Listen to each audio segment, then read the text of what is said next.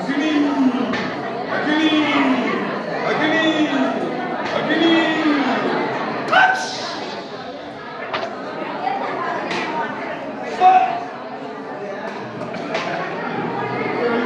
இந்த நாளிலே நாம் ரெண்டு காரியத்தை பற்றி பார்க்க போகிறோம். ஒன்று மது, மற்றொன்று மாது. மது என்றால் சாராயம், மாது என்றால் பெண்கள் சொல்ல முடியாது. மாது ரெண்டும் ஒரு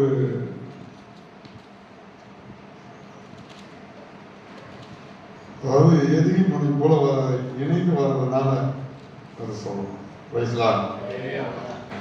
மது மதுதான் உலகத்தை கலக்குகிற மிகப்பெரிய ஒரு அரக்கன். இந்த மது என்பது ஒரு காலத்துல யாராவது குடிச்சுட்டா என்ன பண்ணுவாங்க, பெண்கள்லாம் கண்ணாமண்ணு திட்டுவாங்க, வீட்டுக்கே வராதுன்பாங்க. இன்றைக்கு அதே மதுவை பெண்கள் கேட்டா என்ன சொல்றாங்க, பெண்களும் குடிக்க ஆரம்பிக்கிறாங்க. அப்ப பெண்கள் அதாவது மனைவிமார்கள் இந்த மதுவை பத்தி கேட்கும் போது அவங்க என்ன சொல்றாங்கன்னா, என் கணவர் எப்பயாவது குடிப்பாருங்க, எப்பயாவது குடிப்பாருங்க, இல்ல அவரு வேலை கொஞ்சம் கஷ்டமா இருக்குங்க அதனால குடிக்கிறாருங்க, செலவு சொன்னா அவர் வியாபாரம் அப்படி அப்படின்னு சொல்லி இப்படி அந்த மது குடிக்கிறதுக்கு என்ன பண்றாங்கன்னா ஆதரவா இன்றைக்கு பெண்கள் என்ன பண்றாங்க பேசுவதனால உலகத்துல 50% பேர் என்ன பண்றாங்க குடிக்க ஆரம்பிச்சிட்டாங்க. அது கவர்மெண்ட் கணக்கின்படி பாத்தீங்கன்னா 12.7% குடிகார 12.5% குடிகாரர்கள் இருக்கிறாங்க. இதுல பாத்தீங்கன்னா 2.5% நேர குடிகாரம் 24 மணி நேரம் குடிச்சிட்டே தான் இருக்கும் அப்படின்னு ஒரு கணக்கு சொல்லுது. இந்த குடிகாரர்கள் வரும்போது வீட்டுல மனைவி நினைப்பாங்க, ஐயோ இந்த நிலைமையில வரப்போறானே தெரியலையே நினைப்பாங்க. பிள்ளைகள் நினைப்பாங்க, அப்பா இன்னைக்கு வந்தவனே என்ன தகராறு நடக்க போகுதுன்னே தெரியல அப்படின்னு. பக்கத்து வீட்டுக்காரன் நினைப்பான், இன்னைக்கு நம்ம நிம்மதியா தூங்க முடியாது. நண்பர்கள் நினைப்பாங்க, ஐயோ இவனுடைய கௌரவம்லாம் போச்சு, வருமானம்லாம் போச்சு, என் நண்பன் எப்பயாவது குடிய விட மாட்டானா. இப்படி இந்த குடிகாரர்களை குறித்து உறவினர்கள்லாம் புலம்பிக் கொண்டு இன்றைக்கு உலகத்தில் இருக்கிறார்கள். ஆனால் நாளுக்கு நாள் இந்த குடிக்கிற பழக்கம் உலகத்துல என்ன ஆகிட்டு இருக்குது, அதிகரிச்சுட்டு தான் இருக்கு. பள்ளி ஸ்டூடெண்ட் என்ன பண்றான் அப்படின்னா, உட்கார்ந்து இருக்கிற அந்த பலவையை பேர்த்து கொண்டு வித்துட்டு குடிச்சதா வழக்கு இருக்குது. எந்த அளவுக்கு போய் கொண்டிருக்கிறது. சில இடத்துல விளம்பரம் பண்றாங்க, போய் குடிச்சா நல்லது, பவுல் அப்போஸ்தலனே குடிக்க சொல்லி இருக்கிறாரு, பைபிள்லயே குடிக்க சொல்லி இருக்கிறாங்க, அப்படி எல்லாம் பிரசங்கம் பண்ற பாதிரியார்களும் விசுவாசிகளும் இன்றைய காலத்தில் உண்டு. ஆனால் இன்னைக்கு இப்படி உலகத்துல குடிச்சிட்டு இருக்கிறாங்க. கவர்மெண்ட் என்ன பண்ணுது, தமிழ்நாட்டுல ஆங்காங்கே சாராய கடையையும் கல்லு கடையும் திறந்து வைத்து விட்டு மக்களை குடிக்க சொல்லிட்டு அவங்க என்ன பண்றாங்கன்னா ஒரு மிஷின் வச்சுக்கிட்டு வாயில செக்அப் பண்றாங்க டிராபிக் போலீஸ்லாம். குடி ஒரு பயங்கரமான அரக்கன். குடிக்கிற குடும்பத்துடைய தாலிகள் இன்றைக்கு எத்தனையோ அருந்து போகிறது. குடினால ஆக்சிடென்ட் வருகிறது, குடினால ஜாதி சண்டைகள் வருகிறது. குடிச்சுட்டானா என்ன பண்ணுவான், குடிக்கிற துறையில ஜாதியை பத்தி பேச மாட்டான். குடிச்சுட்டு ஊருக்குள்ள வந்துட்டானா ஜாதியை பத்தி பேசுவான், மதத்தை பத்தி பேசுவான். அப்ப என் அன்பு சகோதரர்களே, இன்றைக்கு காலகட்டத்திலே மது என்பது எல்லாராலையும் ஏற்றுக்கொள்ளக்கூடிய ஒன்றா இருக்குது. ஒரு காலத்துல மது குடிச்சாதான் சாமி கீழே இறங்கி வருதுமா. மது குடிச்சிட்டு அந்த தெய்வம் நீ ஏன் எனக்கு சாதனை வைத்து படைக்கல, நீ கடவுள் கேட்குதுன்னு சொன்ன காலங்கள் உண்டு. இன்றைக்கு அது உண்டு. அப்ப கடவுள் பெயரினால சாராய வியாபாரம், அரசாங்கத்தின் பெயரான சாராய வியாபாரம். அப்ப பெண்கள்லாம் ஒரு காலத்துல சாராயம் குடிக்கிறவங்க கண்டா பயந்தாங்க. இன்னைக்கு சாராயம் குடிக்கிறவங்க பெண்களை கண்டா பயந்தாங்க. இன்னைக்கு ஆணும் பெண்ணும் குடிக்கிற ஒரு காலகட்டத்திலே நாம் இருக்கிறோம். எந்த பெண்ணும் சாராயம் ஒரு குடிகாரன் ஏப்பா நீ சாராயம் குடிக்கிற அப்படின்னு சொல்லி எடுத்து பேசுறது இல்ல. அதுக்கு அவங்க என்ன பண்றாங்க, ஆதரவு தெரிவிக்கிற காலமாய் இது இருக்கிறது. அப்ப இந்த மதுவை குறித்து பைபிள் என்ன சொல்றது, குடிக்கலாமா குடிக்க கூடாதா என்று நாம் ஆராய்ந்து பார்க்க வேண்டும். இப்ப குடிக்கிறதுனால என்ன நடக்குதுன்னு முதல்ல பார்த்துட்டு அதுக்கப்புறம் நம்ம வசனத்துக்கு நேரம் போவோம். இப்ப குடி முதல்ல கொஞ்சமா தான் குடிப்பான் குடிகாரன். நல்லா கேட்டுங்க, குடிகாரன் எப்படி குடிப்பான்? கொஞ்சம் குடிப்பான், மறைஞ்சு முதல்ல குடிப்பான், அப்புறம் எந்த இடத்துல வேணுமோ குடிப்பானா. முதல்ல ஒரு குடிகாரன் குடிக்கும் போது அவனுக்கு லேசா தலை சுத்தல் ஏற்படும். அப்புறம் இன்னும் அதிகமா குடிக்க அவனுக்கு அந்த தலை சுத்தல் எதுவுமே வராம அந்த ஆழ்கட்டாலை அந்த உடம்பு என்ன பண்ணும், ஏற்றுக்கொள்றதுனால நிறைய குடிச்சிட்டு கூட நிதானமா இருப்பானா. அடுத்தது பாத்தீங்கன்னா இந்த குடிக்கிறவர்களுக்கு என்ன அப்படின்னு கேட்டீங்கன்னா உடல் சோர்வு வரும், மன அமைதி இல்லாம இருப்பான், கை கால் நடுக்குமா, வாந்தி மயக்கம் வரும். இதுல மெத்த குடிகாரன் நிறைய குடிச்சிட்டு கூட ஸ்டெடியா இருப்பான், சாவறதுக்கு முதல் நாள் கூட அப்படின்னு குடியை குறித்து ஆராய்ச்சி பண்றவங்க சொல்றாங்க. இப்ப மெத்த குடிச்சவன் திடீர்னு விட முடியாம அவன் விட்டானா அவனுக்கு என்ன வரும்னா மன அழுத்தம் வருமா, தைமின்கிற ஒரு சுரப்பி சுரக்கிறதுனால சோர்வு வருமா, வாமிட்டு வருமா. அதனால எந்த குடிகாரனும் குடிச்சிட்ட பிறகு தானா அதை என்ன பண்ண முடியாது, விட முடியாது. ஹல்லேலூயா, ஹல்லேலூயா. இந்த குடிகாரன் குடிச்ச உடனே அதுல எத்தில் ஆல்கஹால் இருக்கிறான், அது நேரா போய் என்ன பண்ணுமா 20% வயிற்றுல சேரும், 80% சிறுகுடலுக்கு போகுமா, 10% என்ன பண்ணுமா, அதாவது 20% போகும், 80% சிறுகுடல் போகும், வயிற்றுல ஒரு எரிச்சல் வரும், வேர்வை அதிகமா வருமா. அது மட்டும் இல்லாம யூரின் வழியாகவும் வேர்வை வழியாகவும் இது வெளியேறும் சொல்றாங்க. இதுல இந்த குடிகாரர்களுக்கு ஈரல் இருக்கு பாத்தீங்களா, ஈரல் சுருக்க வியாதி தான் முத வரணும்.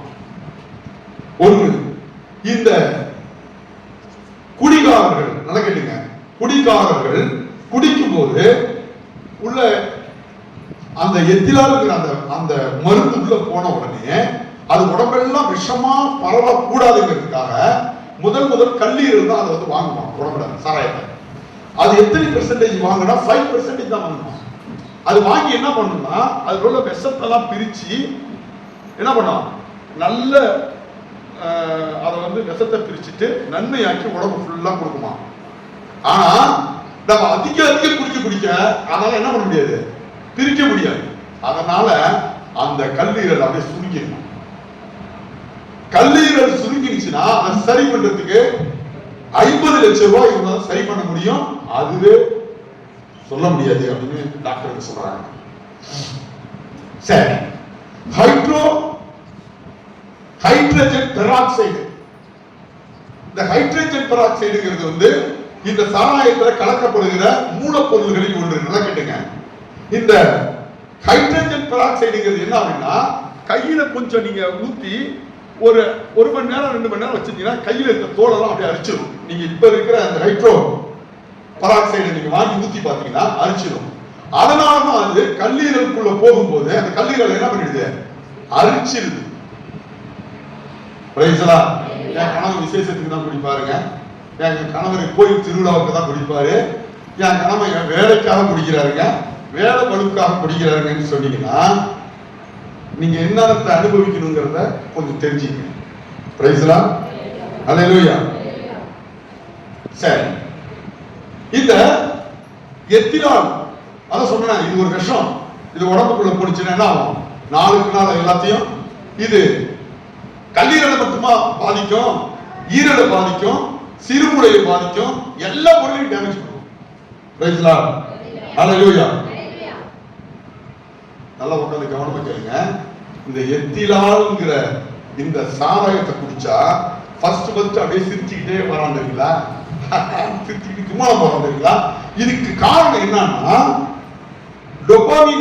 டோபாமின்ங்கிற ஒரு குரோமோசோம் சுரக்குதான். புரியுதுங்களா சொல்றது? டோபாமின்னா அது என்ன, மூளையில போய் ஜாலியா இருக்க வைக்குமா, சிரிக்க வைக்குமா, ஆட வைக்குமா, கொண்டாடப்பட வைக்குமா. இது டோபாமின்ங்கிற அந்த குரோமோசோம். அதனால குடிகாரன் எந்த நேரம் பார்த்தா என்ன பண்றான், சிரிச்சுக்கிட்டு வரான், ஜாலியா இருக்கிறான், தானா சிரிப்பான், பைத்தியம் மாரி. அதுக்கு காரணம் என்னன்னா இந்த கல்லீரலால பிரிக்க முடியாத வித்தம் இது அந்த நரம்பை போய் பாதிக்குமா அந்த எத்திலால். அந்த நரம்பை பாதிச்சு அந்த நரம்புல வந்து ஒரு அணுவை தூண்டுமா. அந்த அணுக்கு பேர் என்ன? டுபாமின். DOPAMINE டுபாமின். அதுதான் சிரிக்கிற ஒரு குரோமோசோம்கள். ஹல்லேலூயா. சரி, ரைட். இப்ப என் அன்பு சகோதரர்களே, இது எந்தெந்த அளவுல இருந்தா சிரிக்க வைக்கும்? இது அளவு கூடுனா சிரிப்பா சிரிக்க வைக்கும். சொல்லுங்க. சிரிச்சுக்கிட்டு இருக்கிற குடும்பம் சிரிப்பா சிரிக்கும். சொல்லுங்க. ஃபர்ஸ்ட் சிரிக்கிறானா அப்ப எப்படி சிரிப்பா சிரிக்கும் பாருங்க. அதாவது நம்மளுடைய உடம்புல 0.5 அளவு தான் இந்த ஆள்களால தாங்கக்கூடிய சக்தி எதுல இருக்குது? உடம்புல இருக்குது. அந்த 0.5 அளவு மூளைக்கு ஆல்கஹால் போனுச்சுன்னா, இந்த எத்திலால் போனுச்சுன்னா தாங்கும். அது அப்பதான் சிரிக்கிறது.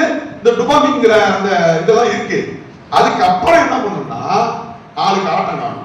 எவ்வளவுனா 0.6ல இருந்து 0.06ல இருந்து 0.15 வந்துருச்சுன்னா அவனுக்கு கை கால்லாம் நடுக்கும். குடிகாரனுக்கு என்ன பண்ணும்? கை கால் நடுக்கும். சத்தம் பண்ணுவோம். திடீர்னு எதிரி பாயிண்ட் வந்துச்சுன்னா இதுக்கு என்ன சொல்றாங்கன்னா BAC ஒரு அளவு கொடுத்திருக்கிறான். Blood ethanol concentration. அதாவது அதுக்கு இங்கிலீஷ்ல என்ன சொல்றான்னா இந்த உடலில் இருக்கின்ற எத்திலாலுடைய சதவீதம் தமிழ் அர்த்தம். அப்ப பாருங்க 15% எத்திலால் இருந்துச்சுன்னா, ஆல்கஹால் இருந்துச்சுன்னா உடம்புல சத்தம் போடணும். 5% இருந்துச்சுன்னா சிரிச்சுட்டே இருப்பாரு, தலைவர் குடிச்சிட்டு சிரிப்பாரு. அப்புறம் பாத்தீங்கன்னா 0.30 இருந்துச்சுன்னா அவன் என்ன செய்வான்? தலைவர் என்ன பண்ணுவாரு? வாமிட் எடுப்பார். அப்படியே தோண்டு விடுவாரு. சட்ட வேண்டியெல்லாம் என்ன பண்ணுவார்? கீச்சு தூக்கி கீழே போட்டுருவார். எத்தனை பாயிண்ட் இருந்துச்சுன்னா 30% இருந்துச்சுன்னா எல்லாத்தையும் கீச்சு போட்டுவாரு. இப்ப இது இந்த குடிகாரன் உடனே இந்த அளவுக்கு வருவானா? வரமாட்டான். கொஞ்சமா அந்த உடம்பு கேட்டுட்டே இருக்கும். குடிக்கிறவனுக்கு வந்து ஒரு குரோமோசோம்கள் ஒண்ணு சுரக்குமா. அந்த குரோமோசோம்கள் என்ன பண்ணணும்னா இன்னும் குடி உடம்புல இருக்கிற கள்ளக்காதலி வெறிது. கொண்டாடி வச்சிருவாங்க, கள்ளக்காதலி வச்சிருவாங்க. சீக்கிரத்துல சுகர் வந்து வேற வந்து செத்து போவாங்க. ஏன்னா இப்ப எங்க இருக்கிறா? ஏன்டி வீட்டுல தான் சும்மா இருப்பா. உன் கொண்டாடி கொஞ்சம் இருப்பா. கள்ள கொண்டாடி காப்பா, கள்ள நாய் பொண்டாட்டி கேப்பா. அவன் வயிற்றுல வந்து அந்த செடிக்கோட தான் இருக்கிறேன், அந்த பிசாசோட தான் இருக்கிறேன் அப்படின்னு மாறுறான். எல்லாத்துக்கும் காரணம் என்ன? சரி, ரைட், கொடுங்க. ஹல்லேலூயா. 0.31 வந்துச்சுன்னா ஆளு ஹோமோஸ்டேஜ், உயிர் எப்ப வேணாலும் போகலாம். ரைட்ல இதுல என்னன்னா இந்த 0.15 இருக்கு பாத்தீங்களா, தூக்காதீங்க. அதுலதான் தலைவர் காரணம் ஓட்டிட்டு வருது. கார் ஓட்டிட்டு வந்து என்ன பண்றது? குப்புற கொத்து விடுறது. கோயில் என்ன பண்றது? நல்லா ஓரமா போயிட்டு அடிச்சு மோதி விடுறது. இதுக்கெல்லாம் யார் காரணம்? கவர்மெண்ட் தான். அப்படியே குடிக்க சொல்லி அவனே வாயில வச்சு ஒரு இதை வச்சுட்டு இது பண்ணுவான். தெர்மாமீட்டர் போய் வச்சு பார்ப்பான். ஏன்னா இந்த 0.15 வந்துச்சுன்னா கல்லீரல் வந்து பிரிச்சு நம்ம உடம்புக்கு நல்லதை கொடுக்கறத செயல் இழந்துடும். அதனால இந்த ஆல்கஹால்லாம் எப்படி போகும்னா மூச்சு விடுறான் பத்தியா, மூச்சு வழியா வெளியே போகுமா, எச்சு வழியா வெளியே போகுமா, வேர்வை வழியா வெளியே போகுமா, யூரின் வழியா வெளியே போகுமா. இதனாலதான் எல்லா பொருளும் வீணா போகும். அதெல்லாம் போலீஸ்காரங்க எல்லாம் பார்த்துட்டு நல்ல பிள்ளை பேர் என்ன பண்றாங்க? கவர்மெண்ட் குடிகாரனுக்கு குடிக்கிறதுலயும் அதான் சொல்றான். இருந்து கெடுத்தா செத்து கெடுத்தாங்கிறதுக்கு வந்து குடிகாரனை வச்சுதான் கவர்மெண்ட் சம்பாதிக்குது. அவன் இருந்தாலும் குடிக்க வைக்குமா? அவன் ஆக்சிடென்ட் பண்ணுனாலும் 5000 ஃபைன் போடுமா? அப்ப குடிகாரனால கவர்மெண்ட்டுக்கு பல வழிகள்ல நன்மை. இப்ப நம்ம ஜாதி சண்டை போட்டுக்கிறோம். பக்கத்து ஜாதிக்காரனை பார்த்து இந்த ஜாதிக்காரன் முறுக்கு இருப்பான், இந்த ஜாதிக்காரன் அந்த ஜாதிக்காரன் பார்த்து முறுக்கு இருப்பான், சண்டை போட்டுப்பான். காலனிக்கு ஊருக்கு சண்டை அடிக்கடி வரும். ரைட்டு. ஆனா நீ ஒன்னு அழிக்கிறானே கவர்மெண்ட், உன்னை அழிக்கிறதுக்காக பொழுதனைக்கும் வந்து திட்டம் போடுறானே இந்த சமுதாயம், அதை ஏத்து நீ என்னடா பண்றன்னா ஒண்ணுமே பண்ண மாட்டேன். அவனுக்கு ஆதரவா நீ குடிச்சு குடிச்சு குடிச்சு குடிச்சு காசு கொடுக்குற. பேசுதா? அல்லேலூயா. இப்ப பாருங்க, இதுல என்ன வேதனைன்னா, இந்த குடிகாரன் உழைச்ச காலம் எல்லாம் குடிச்சுட்டு குடும்பத்தை நடுத்தருக்கு கொண்டு வந்துட்டு லாஸ்ட்ல வயசான பிறகு இத்தனை வியாதி வருவாங்க. கல்லீரல் வீக்கம், நுரையீரல் பாதிப்பு, சிறுமூளை பாதிப்பு, நரம்பு தளர்ச்சி, புற்றுநோய், பிபி, சுகர், எல்லா வியாதியும் இந்த சாராயம் விஷங்கிறதுனால அதனால வருது.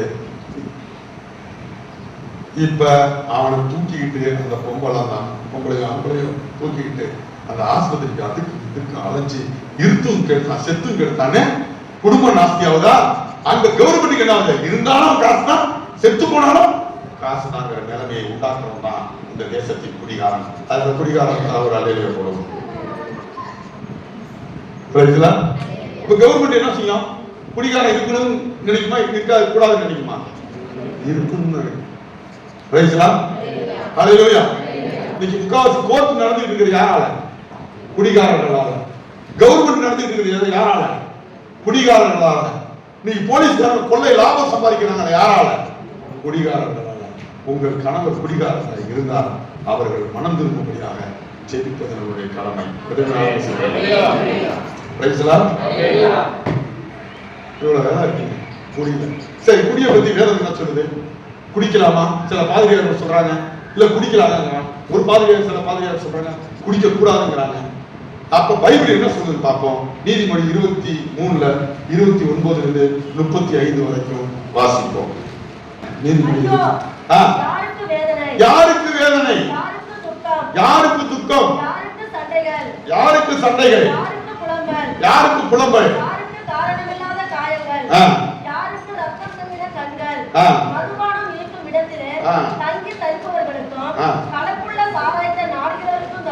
ஆமென். பைபிள் சொல்லுது, சொரணை யாருக்கு இருக்காது? திக்னா கூட புரியாது யாருன்னா இந்த குடிகாரனுக்கு. ஏன் நான் சொன்னா அதாவது அந்த ஆளுநாள் வந்து 0.15 வந்துச்சுன்னா நேரம் எங்க பாதிக்கும்? சிறுமுலையை போய் பாதிக்கும்.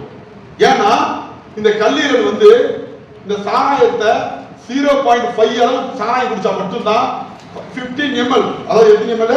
15 ml மட்டும்தான் பிரிக்கும். பாக்கி நீ கோட் அடிச்சாவோ ஃபுல் அடிச்சாவோ நேரா எங்க போவோம்? சிறுமுலைக்கு போய் சிறுமுடல் நேரம் சிறுமுலைக்கு அனுப்பிடும்.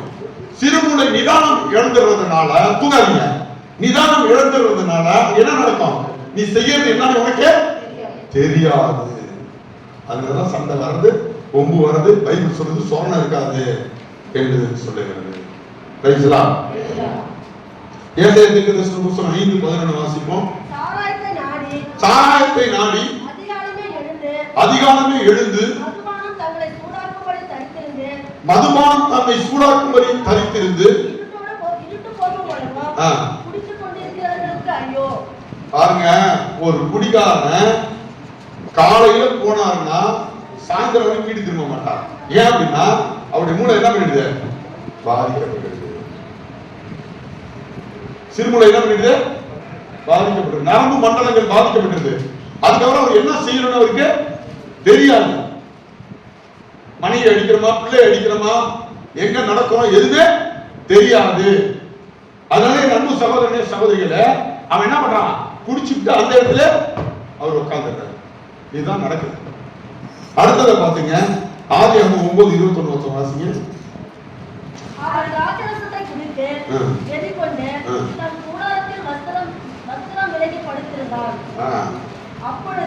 பாருங்க, இவர் ஒரு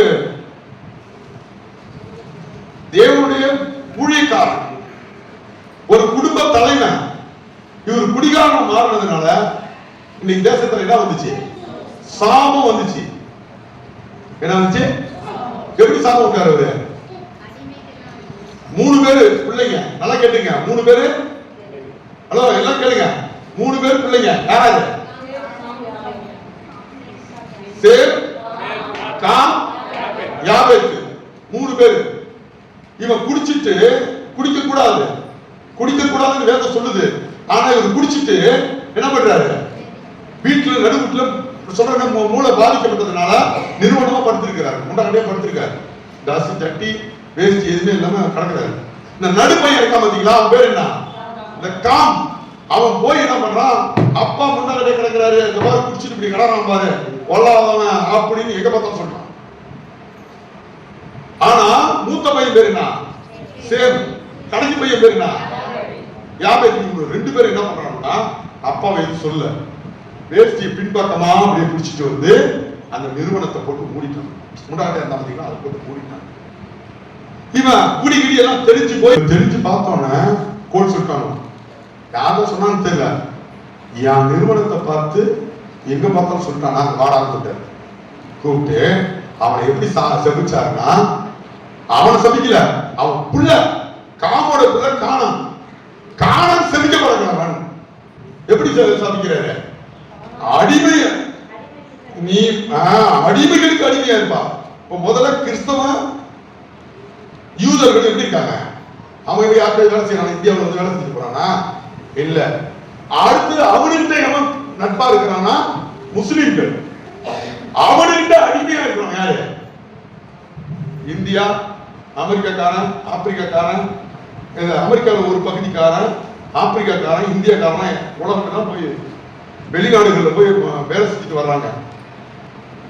அது மட்டும் இல்ல, வெளிநாட்டுக்காரன் வந்து போர் செஞ்சு நம்ம நாட்டை அடிமையா வச்சிருந்தாங்க. இதுக்கெல்லாம் காரணம் என்னன்னா, இன்னைக்கு மனிதர்களுக்கு நம்ம அடிமையா இருக்கிறதுக்கு காரணம் என்னன்னா, அன்னைக்கு யார் சாபம் விட்டது, அந்த காம்ங்கிறவன் யாருன்னா யாரு,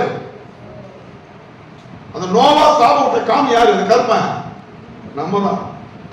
அதனால உலகம் தோன்றி இப்ப அழிய போகுது. நம்ம இது வரைக்கும் யாரையாவது அடிமைப்படுத்திருக்கிறோமா, சும்மா நச்சு சொல்லுவோம், சேர கூட்டு அங்க போனாருங்க, வீர சோழ பாண்டியன் இப்படி போனாருங்க, சோழங்க அப்படி போனாருங்க அம்மா. ஆனா இந்தியா தோன்றின நாளில் இருந்து மற்ற நாடுகளுக்கு, முஸ்லிம்களுக்கும், கிறிஸ்தவர்களுக்கும், யூதர்களுக்கும் அவர்கள் அடிமையா தான் நம்ம இருந்திருக்கோம். காரணம் அந்த பைபிள்ல அன்னைக்கு விட்ட சாபம் குடிச்சிட்டு. ஒரு குடிகாரனால குடும்பத்துக்குள்ள சாபம் வருது, ஒரு குடிகாரனால சபைக்குள்ள சாபம் வருது, குடிகாரனால மனைவிக்கு பிள்ளைகளுக்கு சாபம் வருதுங்க. இன்னைய வரைக்கும் காம் சந்ததியா இருக்க நாம யாரையாவது ஆள முடியுதா? அவன் என்ன சொல்லிட்டான், நீ அவன் வந்து சேபு வந்து ஆசீர்வாதமா இருப்பான், யூதன் யாருக்காவது அடிமையா இருந்தானா இல்ல. அப்படியே இந்த வெள்ளக்காரன் ஒரு குறிப்பிட்ட பகுதி அடிமையே இல்லாம இருந்தான். அப்படியே அவன் அடிமையா இருந்தாலும் ஒரு குறிப்பிட்ட காலம் அப்படி இருப்பான், அவன் செஞ்ச பாவத்துக்காக. திரும்ப அவன் எங்க வந்துருவான், ஆளுகை செலுத்த வந்துருவான். அடுத்தது அப்படியே இருக்கிற அரபிய கண்ட்ரி, இந்த ஈரானு, ஈராக்கு, சவுதி அரேபியா, அப்படி பாத்தீங்கன்னா அவனும் பாத்தீங்கன்னா யாருக்கும் அடிமையா இருக்க மாட்டான். அப்படியே இந்தாண்ட வந்தீங்கன்னா இந்தியா முழுவதும், சீனாவின் ஒரு பகுதி, ஆப்பிரிக்கா கண்டத்தில் இருக்க கருப்பர்கள் தான் இந்திய காலம் வரைக்கும் அடுத்த மனிதனுக்கு நாம் அடிமையா இருக்கிறது காரணம் அன்னைக்கு குடிச்ச குடி. ஆனா பைபிள்ல கொடுத்து நீ அடிமையா இருக்கலாம், அடிமையா இருக்கலாம்.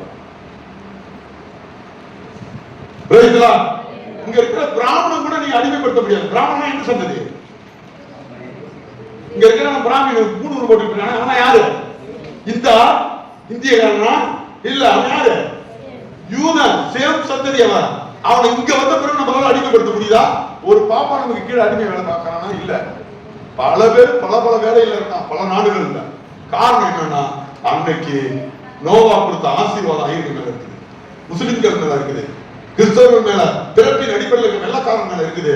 கருப்பர்களா இருந்த நமக்கு அந்த சாபம், காமின் மேல இருந்த சாபம் நமக்குள்ள வந்துருச்சு. சரி, ரைட். அடுத்தது படிக்க லேவி 10:9 முடிச்சிடலாம்.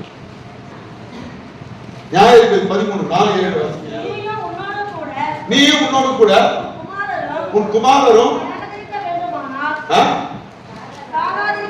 சாகாதிருக்க வேண்டுமானால்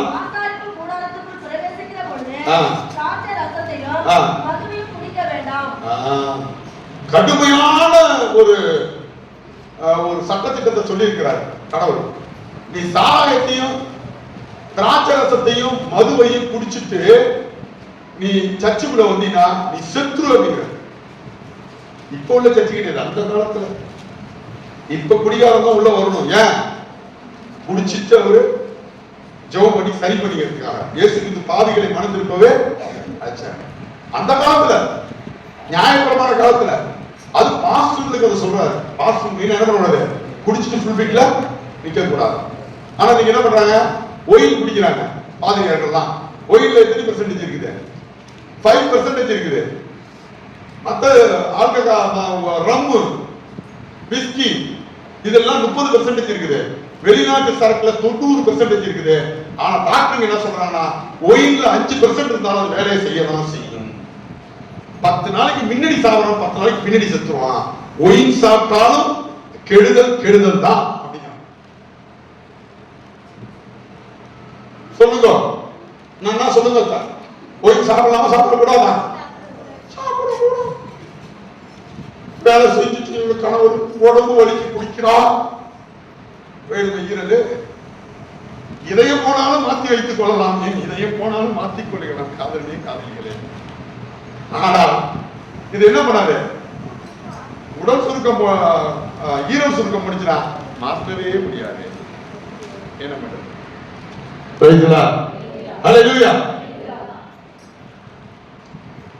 அப்ப யாங்க உங்க கணவர் குடிக்கிறார், இல்லங்க அவர் வியாபாரத்தை பெரிய ஆட்களோட இருக்கிறார், அவர் குடித்தால் தான் ஒரு மதிப்பு. நான் எங்கள் கணவர் டிரைவர் தொழில் பார்க்கிறார், அவர் குடிக்கவில்லை என்றால் தூங்கி விடுவார் என்று அதெல்லாம் டாக்டர் ஒத்துக்கல. டாக்டர் சொல்றான் அதெல்லாம் ஒரு காரணமே கிடையாது. குடிப்பதனாலே உடல் சோர்வும் தளர்வும் நரம்பு தளர்ச்சியும் சுகர் வியாதியும் அது மரணமும் பயங்கரமான கல்லீரல் வியாதியும் சிறுமுனையும் பாதிக்கப்பட்டு ஒரு பைத்தியக்காரனாய் மாறுவான். ஏனென்றால் சாராயத்தை எடுத்து நீங்க அப்படியே நெருப்ப வச்சீங்கன்னா வந்து தீ பிடிச்சு எரியுங்க. எரியிற ஒரு பெட்ரோல் எடுத்துக்கிட்டு நீ எரியிற ஒரு நெஞ்சிக்கு வந்து குத்திக்கிறீங்க, சரியில்லை. அது எரிச்சல் எடுத்து ஊத்துனீங்கன்னா ஒன்றுமே பண்ண முடியாது. சகோதரர்களே, இதுல இருக்கிற அந்த ஹைட்ரஜன் பெராக்சைடு லேசா தோல்ல பட்டாலே தோலையை காலி பண்ணுதுன்னா உன் உடம்புல இருக்கிற ஈரலையும் உடலையும் அது எப்படி அழிச்சு எடுக்கணும் பாருங்க. அதனாலதான் பைபிள்ல சொல்லப்பட்டிருக்குது, சாராயம் குடிக்க பிசாசு கொல்லவும் அழிக்கவும் வரான்.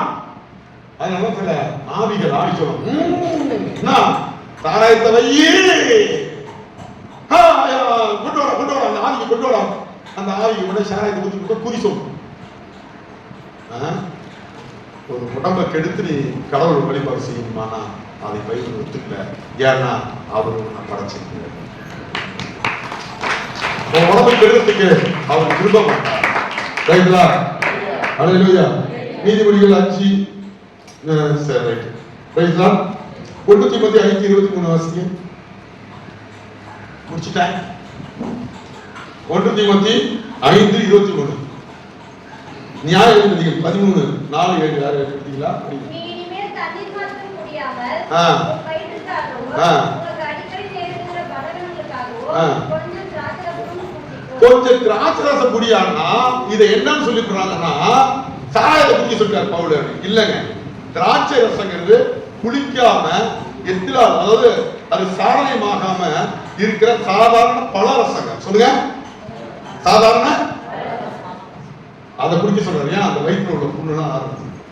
ஆனா நம்ம என்ன பண்றாங்க, அதையே அந்த சரக்கா மாத்தி உள்ள இறக்குனா என்ன ஆகும்? ஏற்கனவே வயிற்றுல புண்ணு இருக்கு, இந்த எரிபந்தத்தை உள்ள இறக்கணும் என்ன ஆகும்? புண்ணு ஆரம்பா புண்ணாகுமா? அதுக்கு ஐடியா கொடுக்குற கடவுள். நீ புரிஞ்சுக்கணும் சாராயம் என்ன, அதுல வர பாதிப்பு எவ்வளவு கொடுமையானது. இன்னைக்கு எத்தனை குடும்பங்கள் வீணாகிட்டு இருக்கு, எத்தனை தாலி இறக்கப்பட்டிருக்கிறது, எத்தனை பேர் கை கால் இல்லாம இருக்கா, எத்தனை பேர் தொழிலை இழந்திருக்கா, எத்தனை பேர் குடும்பத்தை இழந்திருக்கா, எத்தனை பேர் நாட்டை இழந்திருக்கா என்பதை குடிக்கிற சகோதரர்கள் அறியும்படியாக அவர்களுக்காக நீங்கள் ஜெபிக்க வேண்டும் என்று இன்னைக்கு ஆண்டவர் விரும்புகிறார். ஒரு பையன் குடிக்க கூடாதுன்னா அப்பா குடிக்க கூடாது போட்டுருக்கு. நியாயாதிபதி புத்தகம் 13:4-7 படிக்கலாம். ஆதலால் திராட்சை ரசமும் குடியாதபடிக்கு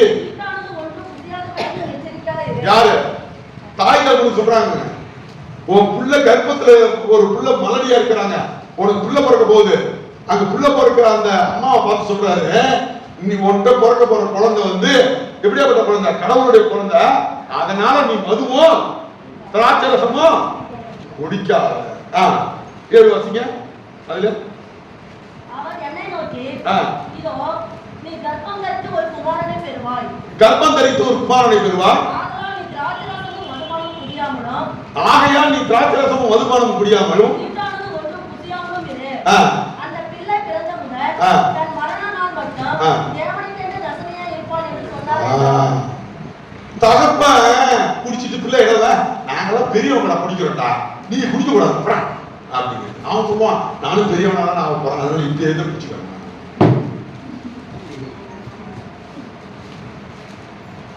சிகரெட்டு போய் வாங்கி வர சொல்றது, எங்க போய் கடையில போய் அவன் ஒரு 10 ஒரு வருஷம் 2 வருஷம் 3 வருஷம் கொஞ்சம் அவர் விவரம் வந்தோன்னா அப்பா பாப்பா இவரு உத்து கண்டுபிடிப்பு அப்படியே இழுத்து கொஞ்ச நாள் வச்சு என்ன விமானம் கண்டுபிடிக்கிற நீ கேட்டா நிக்கோடின் இருந்தாதான் சுறுசுறுப்பா இருக்கு. ஆனா டாக்டர் சொல்றாங்க கொஞ்ச நாள் தாங்க இந்த கிளிக்கிறது போலாம், இந்த கல்யாணம் ஆன புதுசுல கொண்டாடி அடிச்சு போறேன். அம்மா இதுல நீ அல்வா வாங்கிட்டு வருமா போன் பண்ணுவாரு, என்ன அல்வா வாங்கிட்டு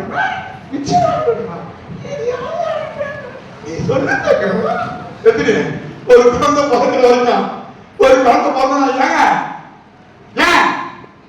நான் வாங்கிட்டு வர சொன்னேன், என்ன வாங்கிட்டு வர சொன்னேன் சரி வாங்கிட்டு அதுக்கு போய் நான் அந்த கடத்துக்கு போறதுன்னு 10 கிலோமீட்டருக்கு அதுக்குள்ள என் பறக்கிற பட்டாளி சிம்மா நான் என்ன வேலைக்கு வந்திருக்கேன், சிம்ம மிச்சம் வீட்டுல உட்காந்து ஒப்பா என்ன சம்பாதம் கொடுத்து அது போலதான் சிகரெட்டும் கொஞ்சம் கொஞ்சமா தூக்கி இறக்கிடுமா.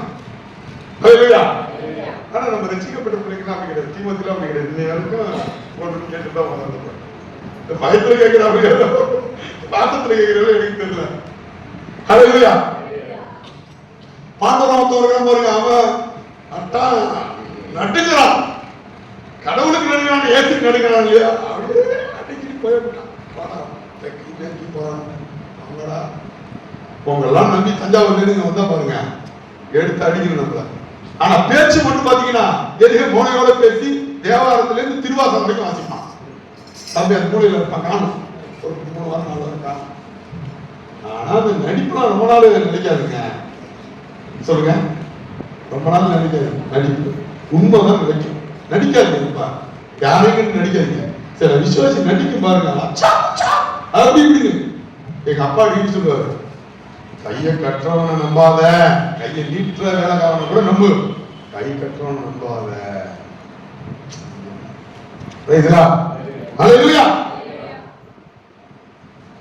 அதனால இவரு போய் 1 வருஷம் வரைக்கும் வாங்கி 2 வருஷம் 3 வருஷம் வாங்கி ஒரு சிகரெட்டு தண்ணி எல்லாத்தையும்.